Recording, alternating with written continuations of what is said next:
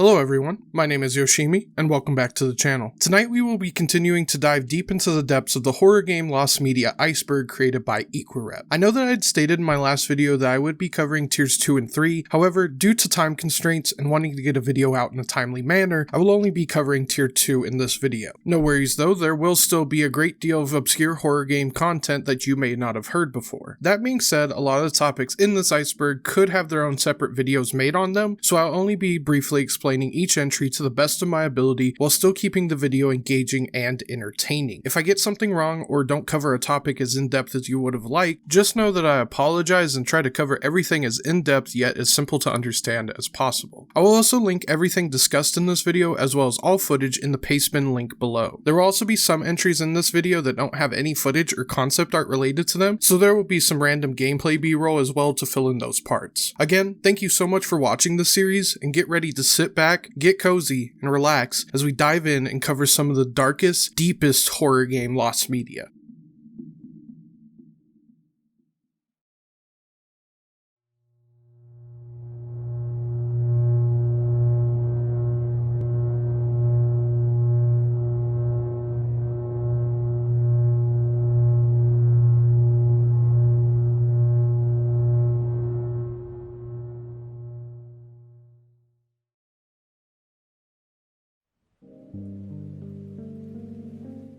Starting off tier 2, we have Creep, The Last Tube. Creep, The Last Tube, also titled Creep 3D, is a 3D shockwave horror game created by Jaildog that was available to play between 2005 to 2007, which was based on the 2004 horror film, Creep, a movie which follows a woman locked in the London underground who is stalked by a deformed killer in the sewers below. The game had originally been hosted on a website titled The Last Tube and was allegedly pretty popular at the time. In 2019, a thread on the Lost Media Wiki was created discussing the game, but it went quiet after a short while, until about 2 years later, when user The Cracks Overheard took notice of the game while searching for a different 3D-based Shockwave game. After inspecting the Shockwave movie and director, he found that the game was developed by a company called Jaildog. Three key people who worked at Jaildog were Anthony Rushton, Bo Cheslock, and Russell Irwin. Later, The Cracks Overheard had contacted Anthony Rushton about finding the game, but unfortunately, Anthony stated that he doesn't recall what happened to the files. Bo Cheslock was eventually contacted, and after some searching, he was able to locate the game files and send them to The Cracks Overheard. The game has since been uploaded to archive.org, and a trailer for the game was found and uploaded by Russell Irwin. Half-Life: Return to Ravenholm.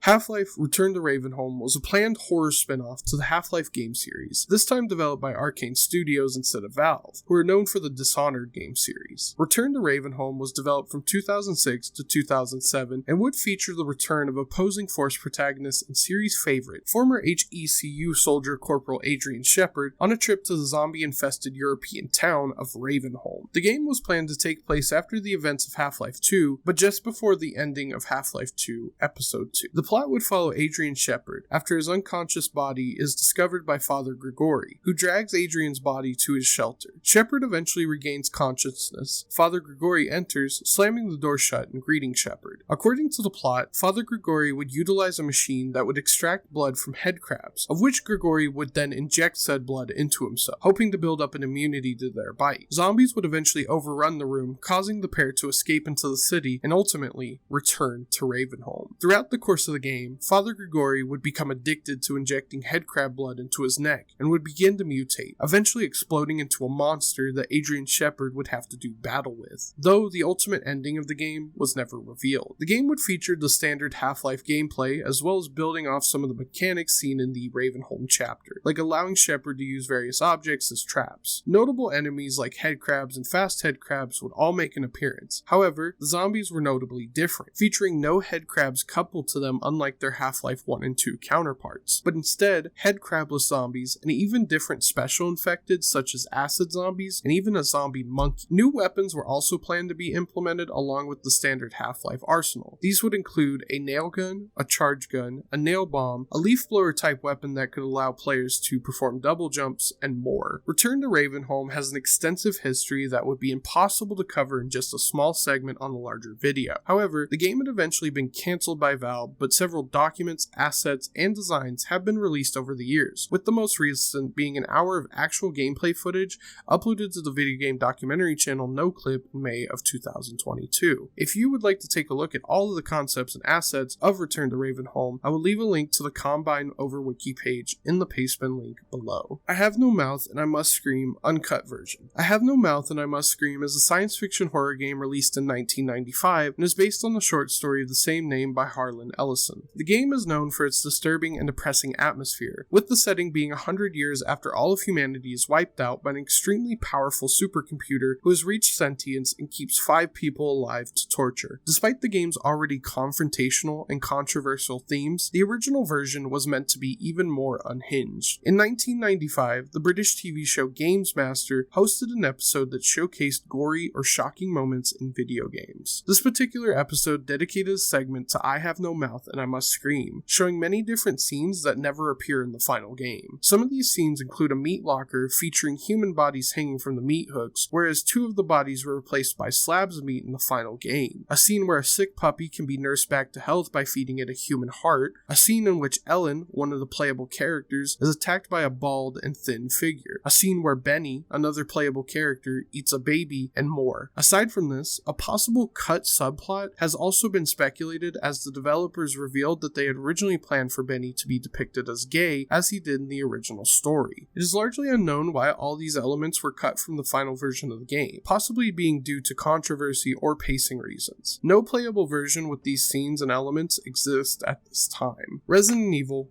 1.5. Resident Evil 1.5 refers to the original scrap prototype of Resident Evil 2. Development began about a month after the release of the first Resident Evil and featured many large differences from the Resident Evil 2 that we got. While gameplay remained largely the same and the setting still took place during the event of a zombie outbreak in Raccoon City, the main difference was that the second playable character, Claire Redfield, was instead originally going to be Elza Walker, a blonde motorcyclist who arrives in Raccoon City during the outbreak and must then escape along with Leon S. Kennedy, much like in the final game. Both scenarios also featured small differences apart from the final game, like Umbrella closing down completely after the events of Resident Evil 1 instead of just denying everything, the T-virus being spread from creatures escaped from Umbrella's underground labs, different characters the player encounters, and more. Builds of this version were said to have been circulating as early as the 1990s, and the build became the subject of dedication for fans and video game preservationists who wanted to see this playable version of the game. While a half-finished copy of the build was purchased by a small group of fans from a video game collector in 2011, it was kept private before being leaked in 2013. The completed build has been theorized to still be in possession of Capcom, but no completed build has been released as of the time of writing. Silent Hill Cold Heart. Silent Hill Cold Heart is a rejected pitch for a Silent Hill game planned to be released for the Wii in 2007. The game was to be developed by Climax and published by Konami, and would center around an emotionally unstable college student by the name of Jessica Chambers. Cold Heart would revolve around Jessica speaking with a psychiatrist after struggling with nightmares and insomnia, and deciding to visit her parents in order to help clear her mind. During this trip, Jessica finds herself lost in a blizzard and chooses to follow an ambulance, which leads her into the town of Silent Hill. It would be here that the game would focus on the Wii's motion controls, as well as an in-depth character building system that would build a unique psychological profile based on what the player experiences throughout the game. In 2014, a 7-page pitch document was leaked online. The pitch contained a surprisingly in-depth walkthrough for a level within the game called The Lake, suggesting that a build for the level could have existed, though it is unlikely to ever resurface. It is theorized that Silent Hill Cold Heart's rejection was due to Climax overestimating the technology of the Wii, proposing unrealistic mechanics which either the hardware or the dev team was simply not up to realizing. This may have contributed to its disappearance. While the game in this form never came to fruition, the game was ultimately released as Silent Hill Shattered Memories, with a few aspects borrowed from the rejected pitch. Sundown. Sundown, or Guillermo del Toro's Sundown, is an unreleased game that was under development by Terminal Reality, planned for the PlayStation 3 and Xbox 360. Not much much is known about the game except that acclaimed film director Guillermo del Toro was co-developing the game and would have the player survive in a zombie apocalypse, with similarities to that of Left 4 Dead. Insane. Insane is a survival horror game that was going to be in development by Saints Row developer Volition and directed by Guillermo del Toro. Insane was planned for the PlayStation 3, Xbox 360, and Microsoft Windows, and would be released sometime in 2013. The game was planned to be the first in a trilogy of games, and a 30-second trailer was shown at Spike Game Awards in 2010. Del Toro stated that, "With this new series of video games, I want to take a player to a place they've never seen before, where every single action makes them question their own senses of morality and reality." THQ and Volition are equally excited to make this vision of a completely new game universe into a reality. Insane was cancelled a couple years later in 2012 by THQ, with no official reason being disclosed.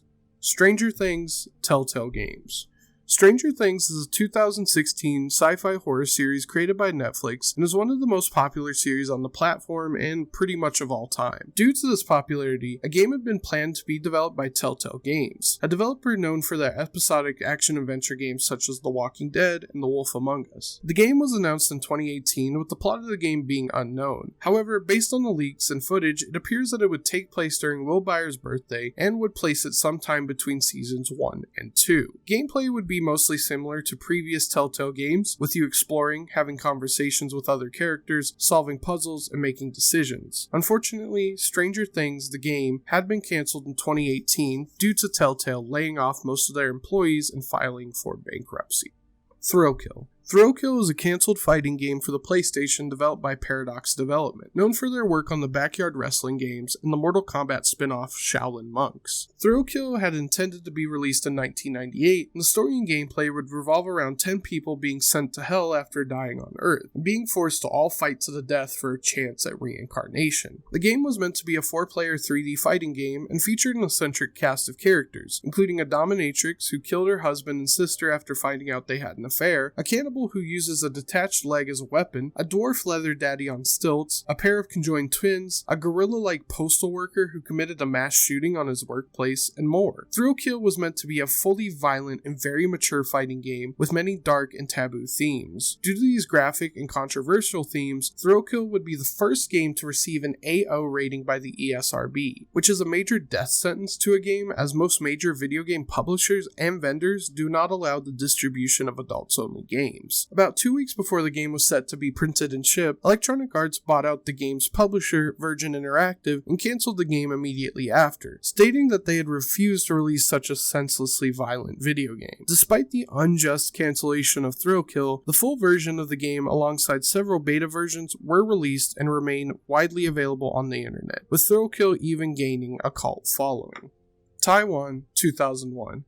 Taiwan 2001 is a previously lost PC game created by Kusosoft in Taiwan. It was meant to serve as a parody of the infamous Hong Kong 97, a 1995 Japanese homebrew shooter for the Super Famicom, known for its cult following, anti-Chinese sentiment, abysmal gameplay, and notably its use of real-life gore as both its ending and game over screen. Both Kusosoft and Taiwan 2001 were meant to serve as parodies of their Japanese counterparts, but intended to be worse. Gameplay in Taiwan 2001 is mostly the same, and the game can be played in 3 different languages. The plot of Taiwan 2001 is pretty much identical, utilizing the same anti-Chinese sentiments and plot points found in Hong Kong 97. The story is set in the year 2001 in Taiwan, which is invaded by mainland China, whose residents bring crime and chaos in their wake. Wang Shumen is then sent by the Taiwanese government to reform the invading mainlanders and defeat Wang Shu-en, a female relative to Wang Shumen who is kidnapped by the Chinese Communist Party and converted into the ultimate humanoid weapon, who is to be cloned and then sent into Taiwan. Strangely, the game has a lot more to say about Chinese occupancy than its more well-known Japanese counterpart due to the long-standing dispute of international recognition and political claim for Taiwan. Unlike Hong Kong 97, which was released physically, Taiwan 2001 was made available as a free digital download. However, the game remained relatively obscure and eventually lost to time, only being mentioned in things like game reviews, personal blogs, and even in an interview with Hong Kong 97 7 creator Kowloon Kurosawa. A screenshot of the title screen and other gameplay screenshots surfaced, but no download link or archives were available, and the original download link from the game's official website had been broken for quite some time. It wasn't until November 17, 2023, when Internet Archive user Andrew Varial received an email from Kite, the developer of Taiwan 2001, which contained a zip file of the whole game, which is now available for download from the Internet Archive.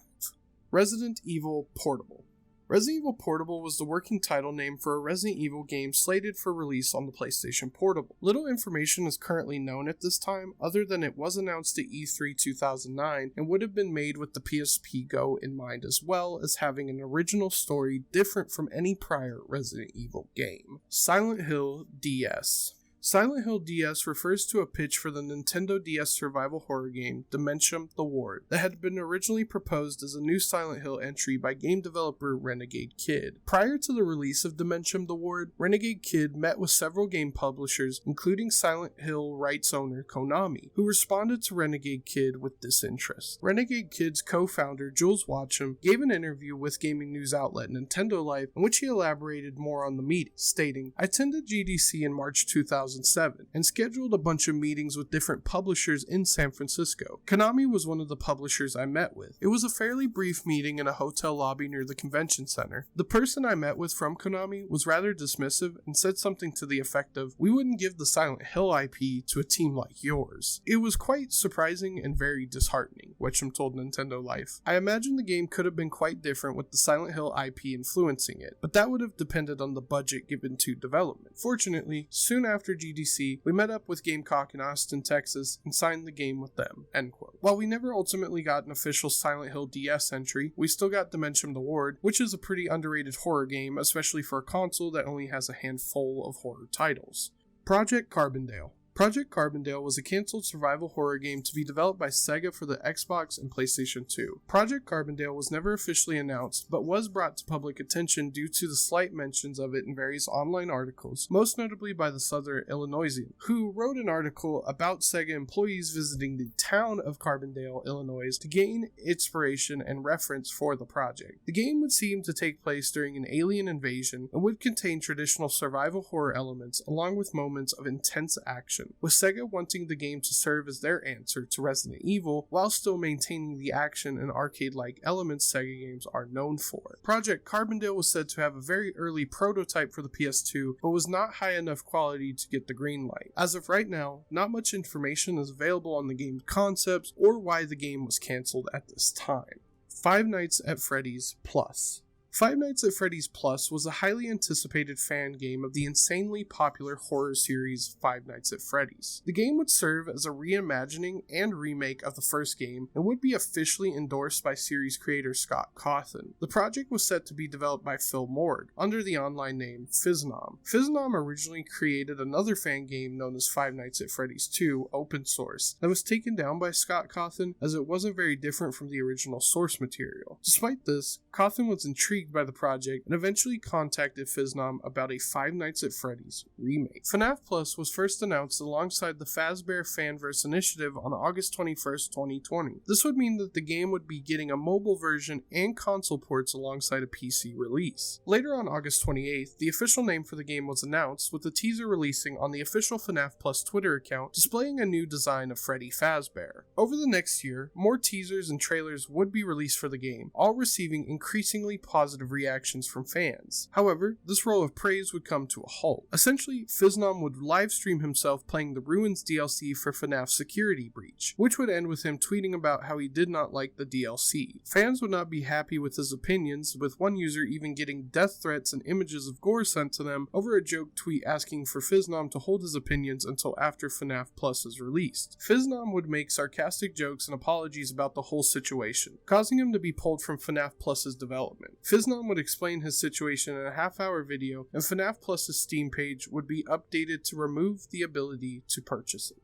Winter. Winter is the name of another survival horror game planned for the Nintendo Wii, set to be developed by game studio Nspace, known for Call of Duty DS and Geist in 2007. IGN wrote an article about the game in 2009 that provides some better information about what kind of game Winter was going to be. Winter was supposedly going to revolve around a dark storyline centered around Mia, being caught in an unnatural snowstorm in a small Midwestern town after waking up in a crashed ambulance with no recollection of how she got there. The player would be tasked with keeping Mia alive as she wanders further into the town, keeping her sheltered from decreasing temperatures, rising snow levels, and monstrous creatures that would begin to appear out of the snowstorm. In an interview with Nspace creative director Ted Newman, he described that they wanted to create a challenging premise for players who would have to strategically think about how to stay alive and progress the story. While the team worked tirelessly for months on the game, and each time more information was released it was met with general positivity, Winter struggled to find a publisher who seemed unwilling to take a gamble on a more traditional survival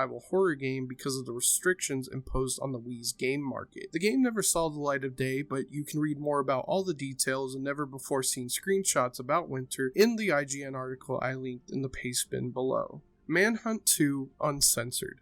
Manhunt 2 Uncensored is a rather infamous and highly sought-after version of the sequel to the controversial stealth horror action game, Manhunt. The game follows Daniel Lamb and Leo Casper as they attempt to discover how Daniel ended up in the Dixmoor Mental Asylum with amnesia. The game features the same stealth mechanics and kill system similar to the first game, though with more added features. Due to the even larger controversy over the second game's depiction of on-screen violence, Manhunt 2 had to be significantly toned down in order to even get released. This included the addition of blur effects over executions and kills to make them less intense and violent, the removal of certain kills and executions, and even the removal of innocent characters that the player could kill in certain levels that would affect the game's ending. However, after all the controversy and uproar had settled down, Rockstar quietly released the uncensored version online via the game store Direct to Drive in 2009. The game would then be later removed from the site in 2011 when Direct to Drive was bought out by Gamefly, who refused to stock AO-rated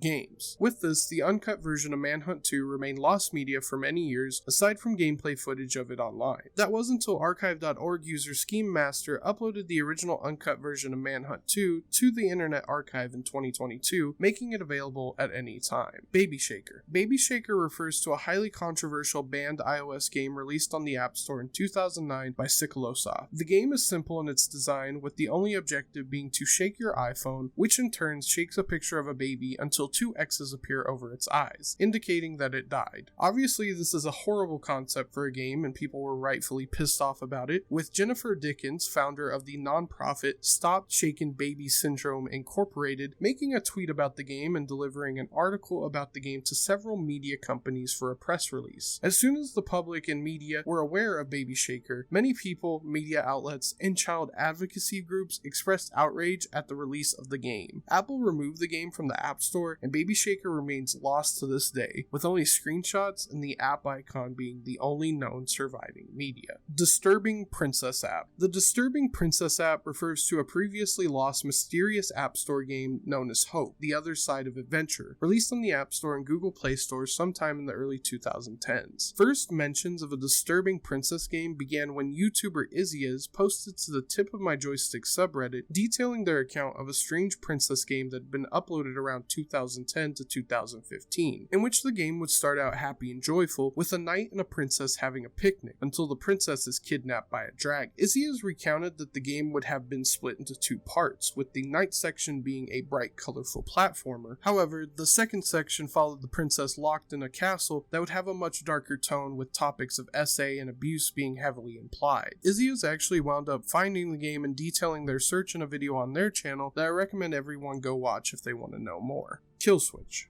Kill Switch refers to a fake video game urban legend and creepypasta involving a supposedly obscure platformer game developed by a Czechoslovakian developer named Carvina Corporation. The creepypasta details that Kill Switch could only be played once, and that if the player died, the game would erase itself from the user's computer. The game allowed the player to choose between two different characters, a girl named Porto, as well as an invisible demon named Gast. However, Kill Switch was never actually a real game, but instead a story published in a book titled The Melancholy of Mecha Girl, which was a collection of short stories and poems by author Catherine M. Valente.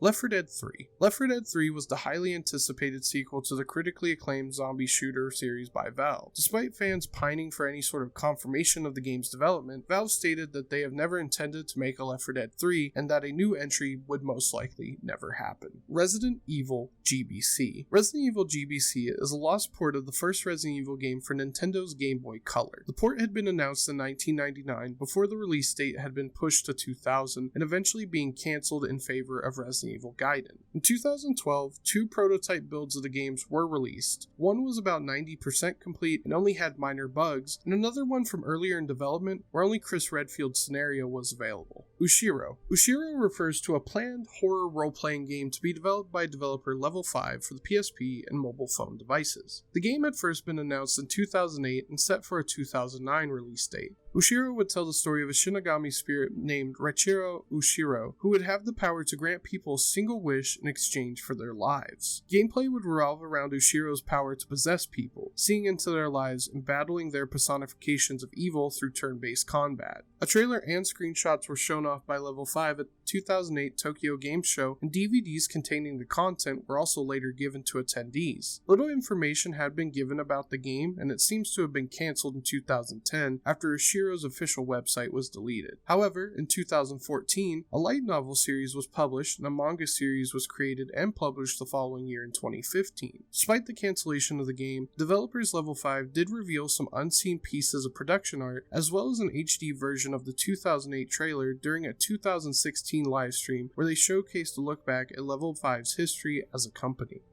Medieval Original Arcade Version. The next couple of entries have pretty long backstories to them that could honestly fill up their own short video, so I'll just be going over them briefly here. Medieval Original Arcade Version refers to the partially found original arcade version of the extremely underrated hack-and-slash comedy horror action-adventure game Medieval, released for the PlayStation in 1998. The game has you take on the role of the deceased skeletal knight Sir Daniel Fortescue, who after being one of the first to die in battle, is mistakenly resurrected about a century after his death by an evil necromancer, and is tasked with slaying the necromancer and bringing peace back to the fictional land of Gallowmere. I've played the game a couple of times and it's really fun. It has a cool story, some good comedy elements, and overall enjoyable gameplay. What I didn't know was that Medieval had been in development for 3 years prior to its 1998 release, and had originally been intended to be more different from the Medieval that we got in the end. Some of these major changes include the feature of more than 22 levels and many arcade-like elements, similar to and inspired by Ghouls and Ghosts. Some information exists about the game's early content with named levels, and most interesting, the inclusion of a dragon level, which is Sir Dan running from a Jabberwocky, which was unfortunately scrapped due to time constraints, with the dragon chase instead being shown in an FMV in the final game. Very little footage of the dragon level exists, other than some short snippets and a very early pre-release trailer. A few different prototype builds are known and documented, but are somewhat different than what was seen in the pre-release trailer. These include the pre-rolling demo, which is the earliest known demo seen in a couple of trailers, and showed many similarities to the original arcade version, save for some things like HUD differences, placeholder enemies in levels where they wouldn't normally be, early versions of enemies seen in the final release, and even a strange removed enemy known as the Tumbling Torso, which is a limbless, headless variant of the green zombie seen in the game. Then there is the rolling demo, which is the only known public release of the Medieval 1997 build and was featured on PlayStation demo discs. It is nearly identical to the pre-rolling demo and supports the playing of 10 levels, but showcases the list for a total of 30 levels. Other demo versions include the ECTS 1997 demo, which included all level options available, though most were half finished or in early development. There is also a pre-release promo version and a pre-finalized promo version, which is mostly similar to what we got in the final game. Various screenshots, playthrough videos, and even a couple of demos themselves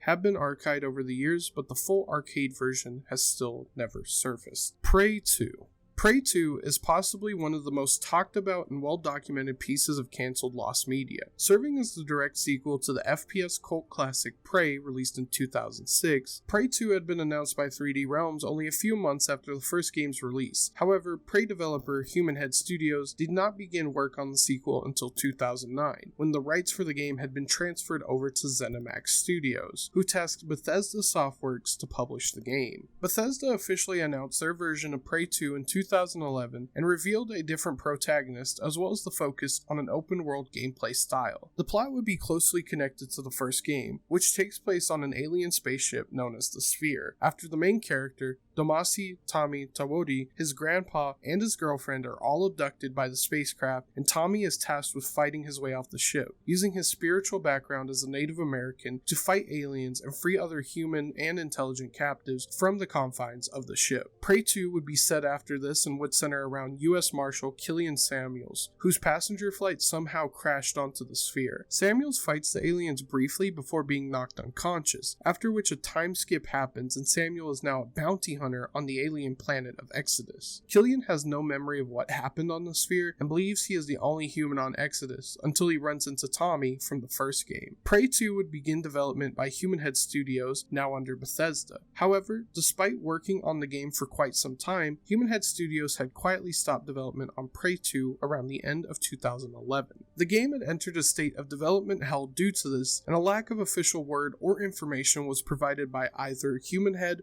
or Bethesda. In 2012, rumors of cancellation began to make their way around the industry, but Bethesda and ZeniMax did not address any of these rumors directly, instead stating that the game had been delayed and removed it from their official website. According to Kotaku, development shifted in 2013 to Dishonored developer Arcane Studios, and other developers were also considered, including Fallout New Vegas developer Obsidian Entertainment, who is said to have worked on Prey 2 for a short time, as well as Rebellion, who declined the offer. Ultimately, the story of Prey 2 is a lot of boring back and forth between companies and developers who didn't really know what they wanted out of Prey 2, with Bethesda eventually officially canceling the game in 2014 and opting in for the Arcane Studios reboot of Prey, which really didn't serve as a continuation of the original first-person shooter and instead as its own game meant to be a spiritual successor to System Shock. Various screenshots and even some footage of Prey 2 have surfaced, and Arcane's Prey is amazing in its own right, but it is simply not the long-awaited continuation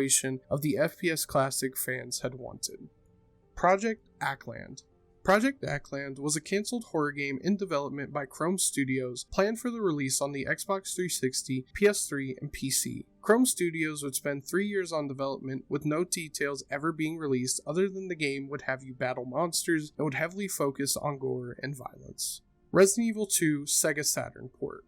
This entry refers to a cancelled Sega Saturn port of the highly popular survival horror game Resident Evil 2. The port began development sometime after the game's PlayStation release and would be ported by Nex Entertainment, a subsidiary of Sega. The project was canned pretty early into development as Capcom lost faith in it, and developers came to the conclusion that the port would be inferior to the PlayStation version. Twisted Metal Black cut content. We covered the sequel to Twisted Metal Black in an earlier entry, but the game itself has had its own share of unused content. This includes some things such as unused cutscenes for the drivers, a playable version of the helicopter boss Warhawk, an unused car selection menu, and a whole cut junkyard level. Other things just include minor differences or inconsistencies in character designs. Roly-Poly's Nanakorobi Yaoki and Roly-Poly's World Tour. Roly-Poly's Nanakorobi Yaoki and Roly-Poly's World Tour are two previously lost Japanese edutainment games released for the PC and Mac in 1997. The games were created by Osamu Sato, known for his work on the obscure surrealist exploration game LSD Dream Emulator. The Roly-Poly's games were both made with the target audience of children in mind, but Osamu Sato believed that the games would be enjoyed by adults as well. Much like Sato's other works, both games are filled with odd and surreal creations and art, while serving as a way to teach children basic concepts about history and the alphabet. Copies of the games are known to exist, but due to the game's obscurity and lack of release anywhere outside of Japan, the games were hard to come by.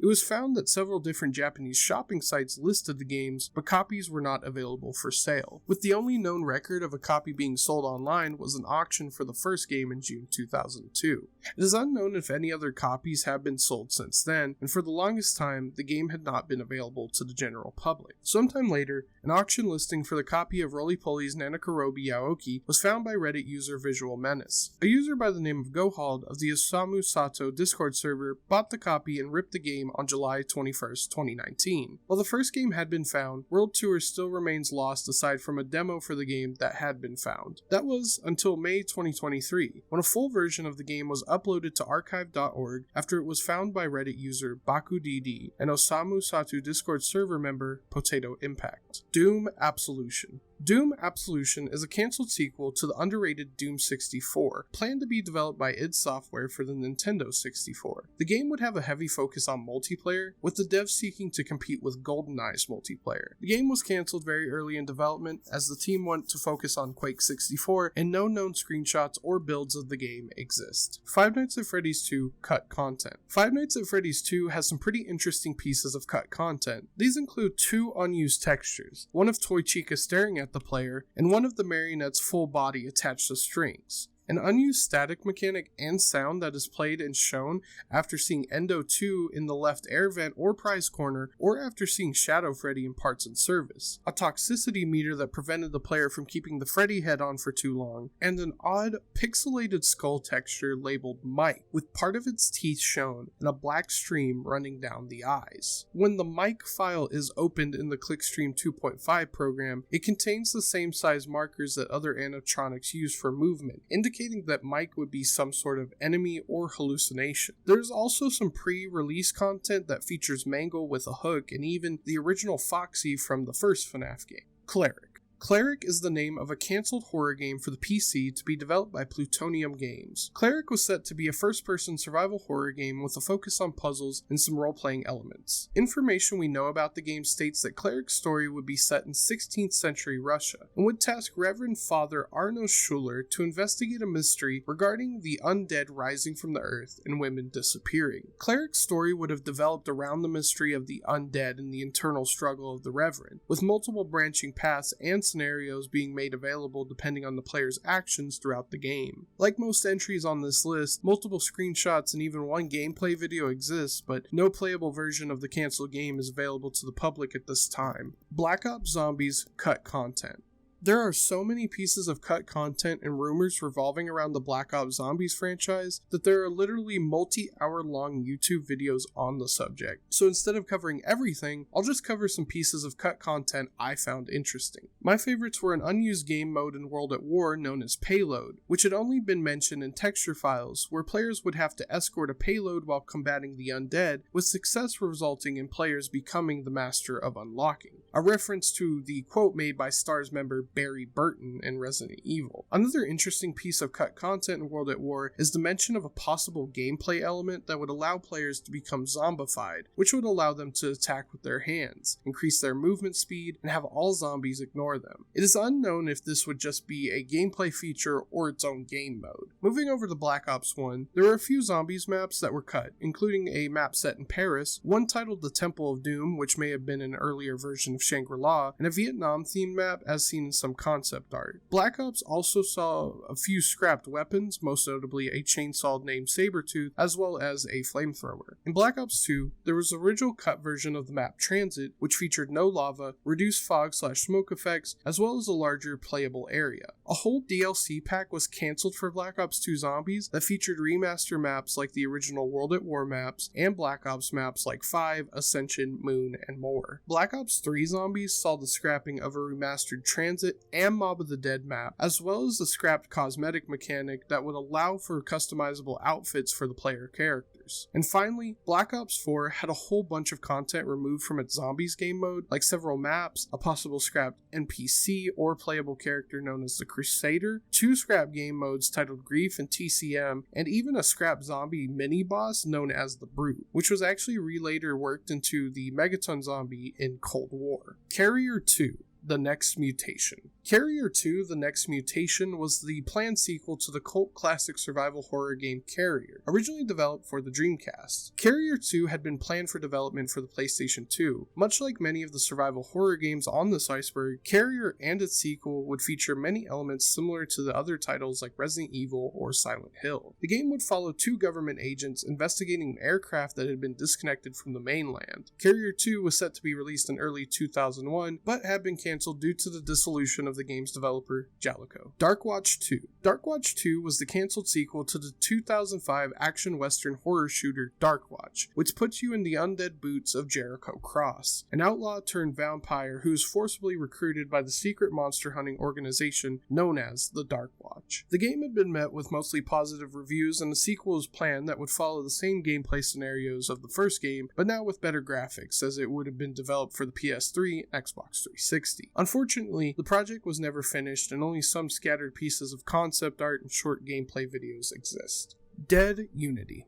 Dead Unity is an obscure, cancelled survival horror game to be developed by RMAT Studios and published by THQ. Not much is known about this game, but screenshots and a video uploaded to YouTube in 2010 by user Can of the Relics detailed that the game would have played like that of Resident Evil, but would feature more sci-fi elements like robots as enemies. The description of the video provides a little more insight into what Dead Unity could have been, stating, "Dead Unity is a real-time, 3D rendered graphic adventure that immerses the player in the world of science fiction and suspense. Enthusiasts are transported to an alternate reality and submerged in the Dead Unity universe." Dead Unity from THQ places the player as an enhanced human in the city of Unity, but the backgrounds are pre-rendered. Besides this, there is nothing else known about Dead Unity at this time. Secret Neighbor Unreleased Build. This entry refers to the earliest known build of the horror multiplayer game Secret Neighbor. Known as the pre-alpha build, very little information is known about it other than it being seen in the E3 2018 announcement trailer for the game. Nightfall. Nightfall is another cancelled survival horror action game set to be developed by Core Design, known for the development of the original Tomb Raider series. Very limited information is known about Nightfall other than the plot and gameplay would revolve around the player crash landing on an island overrun by werewolves and having to survive. Supposedly, an early prototype build of the game existed, but not much work had been done on it before cancellation. Fun fact though, shortly before turning to work on Nightfall, Core Design attempted to pitch a video game adaptation of the DC Vertigo comic Preacher created by Garth Ennis and Steve Dillon, so there's a 2-for-1 horror game lost media by Core Design for you. Finally, rounding off Tier 2, we have Asylum. Asylum was a cancelled first-person horror shooter that would revolve around the player taking part in a TV show that would slowly become more disturbing. Only screenshots and some kind of showcase video for the game detailing some of the game's concepts and features exist. From what is presented, it seemed to have a very similar look and aesthetic to other horror shooters like Fear or the Condemned series.